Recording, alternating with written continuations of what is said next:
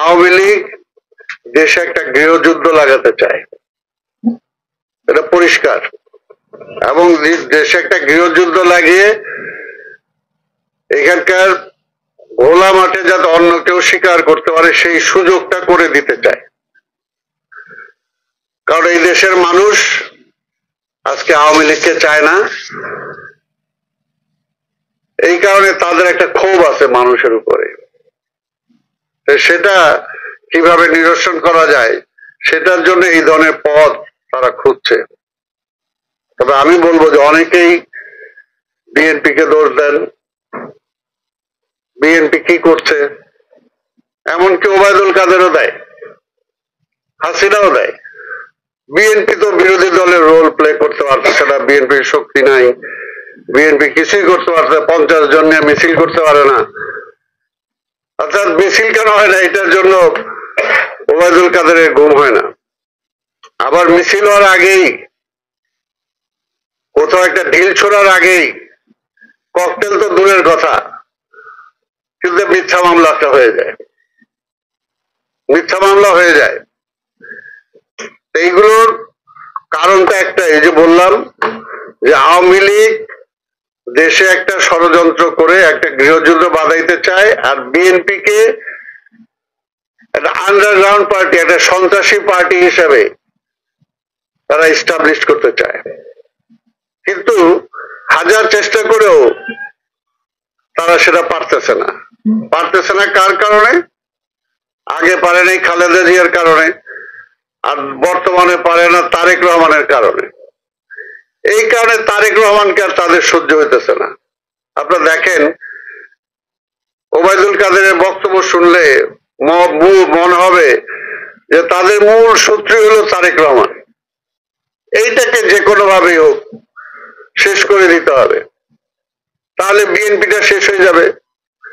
আর BNP শেষ হয়ে গেলে তখন আর জাতীয়তাবাদী শক্তির নেতৃত্ব দিয়ে আধিপত্যবাদী শক্তির বিরুদ্ধে লড়াই করার মতো অবশিষ্ট যারা আছে তারা সেটা পারবে না।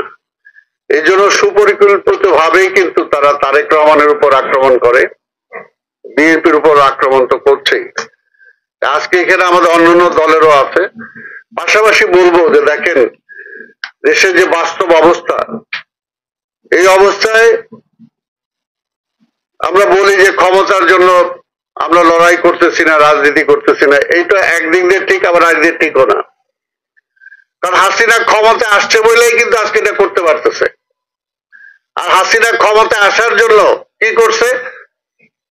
হাসিনা ক্ষমতা আসার জন্য 111-এ সেই সময় আর্মি ব্যাক গভর্নমেন্টের সাথে সে টোটাল অ্যালায়েন্স করছে।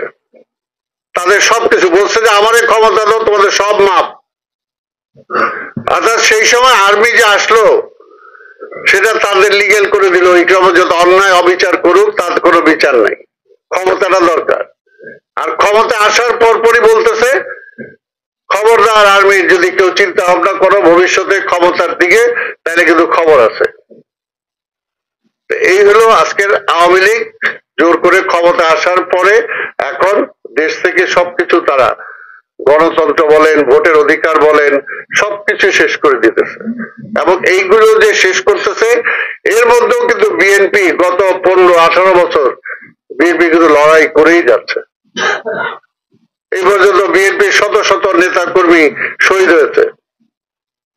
আজকে বিএনপির দেশনেত্রী বেগম খালেদা জিয়া, তারেক রহমান থেকে শুরু করে আজকে এখানে শামসুজ্জামান দুদু আছে, হাবিব আছে, অনেক, আমরা কে জেলে যাই নাই, কে মামলা খাই নাই, শত শত মামলা, হাজার হাজার মামলা দিয়ে তারা বিএনপি কে ঠেকানোর চেষ্টা করতেছে। তবে এখন আমাদের, আমি সংক্ষেপে বলবো যে এখন আমাদের উপায়টা কি?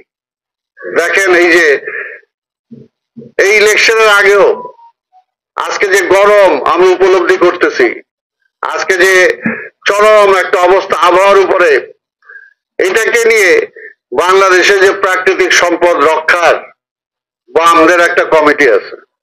সুন্দরবন নিয়ে যখন ওরা ওই কয়লার দিয়ে বিদ্যুৎ করার জন্য যে প্রজেক্ট সেটা করতে চাইলো, তখন দেশে সবাই বিরোধিতা করলো, আন্তর্জাতিকভাবে বিরোধিতা হইলো, জাতিসংঘে বিরোধিতা হয়েছে।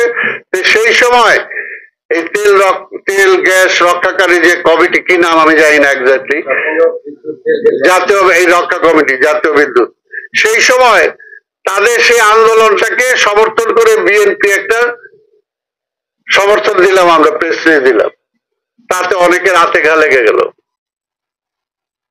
এর জন্য বিষয়টা বুঝতে হবে যে আজকের একটা আন্দোলন যদি সফল করতে হয় বাংলাদেশে, যে কোনো আন্দোলন বলেন, বর্তমানে সাধারণ মানুষের নেতৃত্ব দিচ্ছে বিএনপি, সাধারণ মানুষের নেতা হইল বেগম খালেদা জিয়া, তারও বর্তমানে তারেক রহমান। কাজে বিএনপি কে বাদ দিয়ে কোন আন্দোলন সফল করা যাবে না বাংলাদেশে, আর সেটার জন্য তারেক রহমানকে বাদ দিয়েও